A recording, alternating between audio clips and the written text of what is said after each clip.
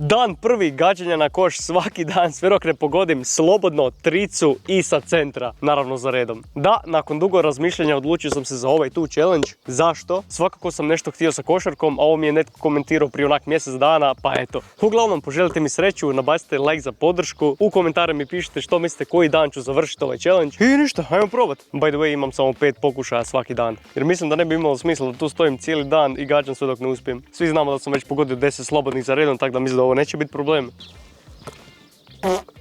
Fuck, je li ovo prvi šut bio airball? Ajmo, koncentracija. Isuse. Dobro je. Već sam mislio da danas neću ni do trice doći. Ok, ajmo dalje. Ajmo. E sad, ovaj centar je nekako malo bliži nego što smo inače navikli. Mislim da je pravi centar u NBA-u 14 metara udaljen od koša, jel? Ovo tu mi ne baca oko 14 metara, nego više ko 10, možda 11, 12, nemam pojma. Tako da ja ću malo iza linije stati. Recimo odavlje ću baciti loptu. A ništa, ajmo ovo završiti prvi dan. Zaletit ću se od iza.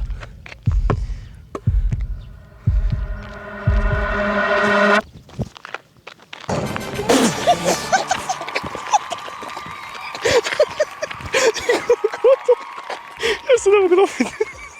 Je li ovo moguće, ljudi moji? Je li ovo moguće? Koji sam ja kralje? O Bože. Aj zamisli je. Koliko smiješno. Ništa, to je to. Kaj?